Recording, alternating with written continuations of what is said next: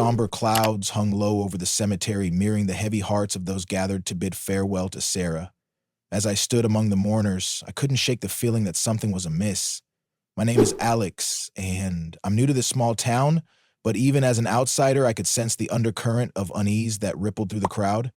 The wind whispered through the trees, carrying with it the faint scent of rain and freshly turned earth. I watched as people dabbed at their eyes with handkerchiefs, their grief palpable in the air.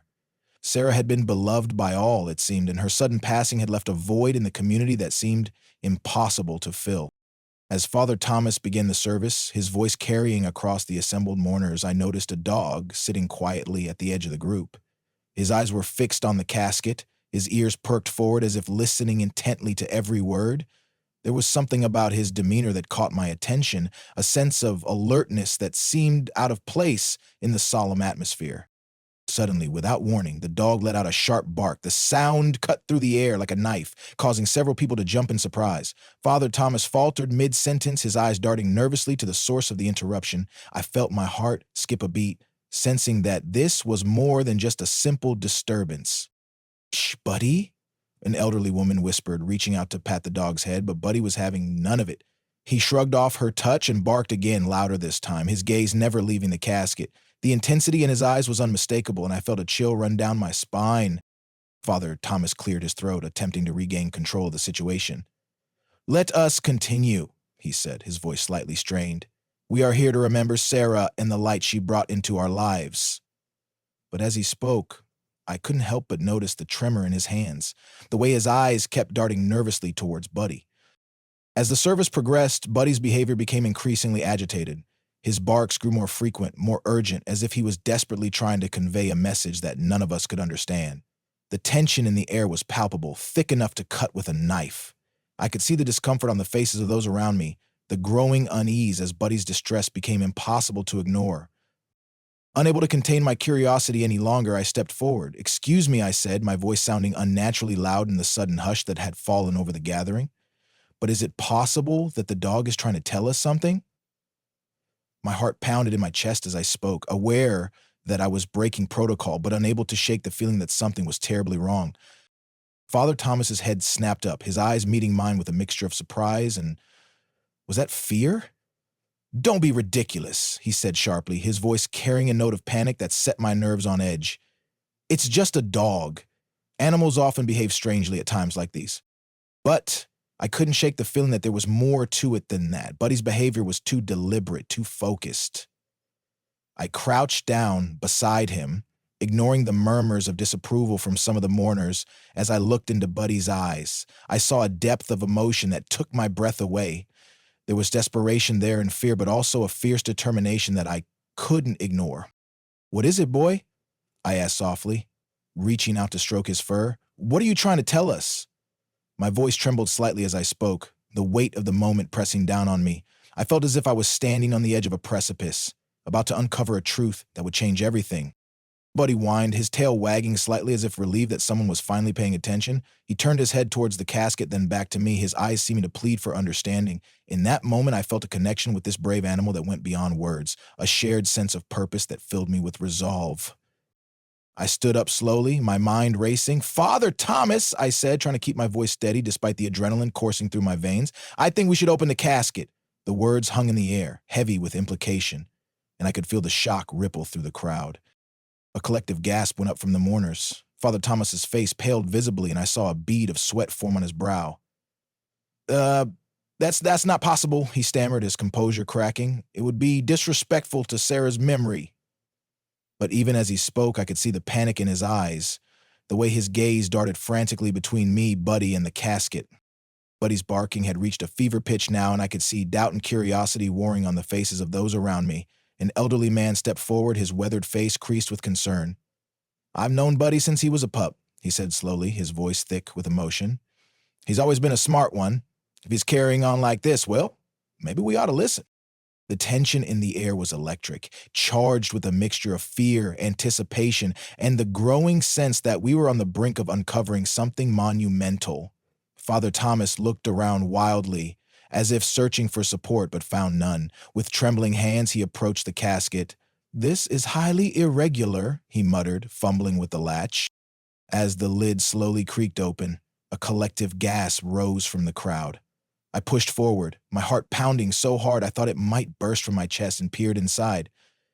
What I saw made my blood run cold, and for a moment, I forgot how to breathe.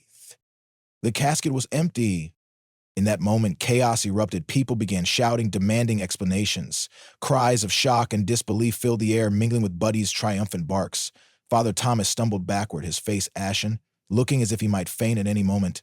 But amidst the confusion, I noticed something, a small slip of paper tucked into the corner of the casket. With shaking hands, I reached in and retrieved it. As I unfolded the note, I felt the weight of dozens of eyes upon me, the entire world seeming to hold its breath. The message was brief, written in a hurried scrawl that spoke of desperation and fear. If you're reading this, I'm alive. Father Thomas is not who he seems. Find me. Sarah.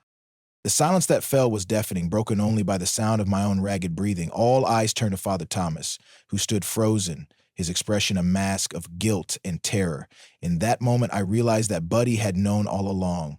This loyal, intelligent dog had sensed the deception and had fought tirelessly to reveal the truth, even when no one would listen. "Where is she?" I demanded, advancing on Father Thomas, my voice shaking with a mixture of anger and disbelief. "What have you done with Sarah?" The words came out as a roar, fueled by the surge of protective instinct I felt for a woman I had never even met. The priest's composure crumbled entirely. He fell to his knees, sobbing, his carefully constructed facade shattering like glass. "I never meant for it to go this far," he wailed, his words punctuated by heaving sobs. "She discovered my embezzlement from the church funds. I panicked. I thought if I could make everyone believe she was dead, I'd be safe." As the truth came pouring out, I felt a maelstrom of emotions: horror at the depths of Father Thomas's deception, admiration for Buddy's unwavering determination, and an overwhelming sense of urgency to find Sarah. This brave dog had stood against all odds, facing disbelief and dismissal to save his beloved owner. And now, it was up to us to finish what he had started. The next few hours passed in a blur of frantic activity. The police were called, search parties organized, the entire town mobilized, united in their determination to find Sarah and bring her home safely. Through it all, Buddy led the way, his nose to the ground, following a scent that only he could detect. As night fell, the search intensified. Flashlights pierced the darkness, and calls of Sarah's name echoed through the woods surrounding the town. I found myself running alongside Buddy, my lungs burning, driven by a desperate need to right the wrong that had been done. It was well past midnight when we heard it, a faint cry coming from an abandoned cabin deep in the woods.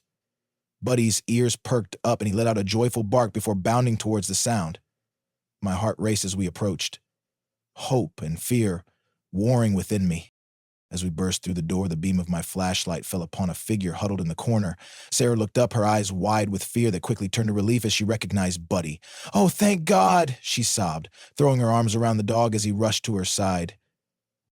The reunion was tearful and joyous, a moment of pure emotion that left not a dry eye among the search party. As Sarah clung to Buddy, sobbing into his fur, I felt a lump form in my throat. The bond between them was palpable, a testament to the depth of love and trust that can exist between humans and animals. In the days that followed, the town was turned upside down. Father Thomas was arrested, his crimes exposed for all to see. The community rallied around Sarah, offering support and love as she recovered from her ordeal. But amidst the turmoil and shock, one thing remained constant: the unwavering loyalty of a dog named Buddy. As I watched Sarah and Buddy together in the weeks that followed, I saw a relationship that had been forged in fire and tempered by adversity. Every touch, every look between them spoke of a connection that went beyond words. Buddy had become more than just a pet. He was Sarah's protector, her confidant, her hero.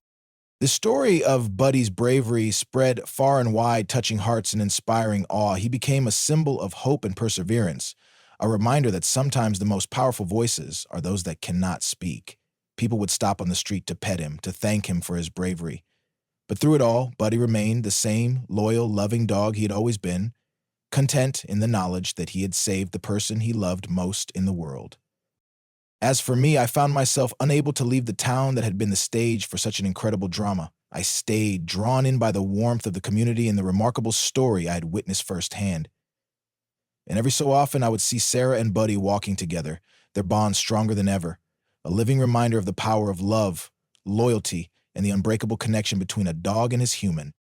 In the end, it wasn't just Sarah's life that Buddy saved. He had, in his own way, saved us all, reminding us of the importance of trust, of listening to the voiceless, and of never underestimating the depth of an animal's understanding and love.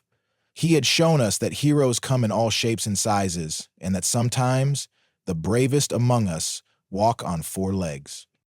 As I sit here now, watching the sun set over the town that has become my home, I can't help but reflect on the incredible journey that brought me here. The memory of that day in the cemetery is still vivid in my mind, the tension, the fear, the moment of revelation. But more than anything, I remember Buddy's unwavering determination, his refusal to give up even when all seemed lost. In a world that can often seem dark and unpredictable, Buddy stands as a beacon of hope. He reminds us that love knows no boundaries, that loyalty can move mountains, and that even in our darkest hours, there is always someone fighting for us, even if that someone happens to be a dog. And as I see Sarah and Buddy rounding the corner, her hand resting gently on his head, I know that their story will continue to inspire for years to come. It's a tale of bravery, of unshakable faith, and of the extraordinary capacity for heroism that resides in the heart of man's best friend.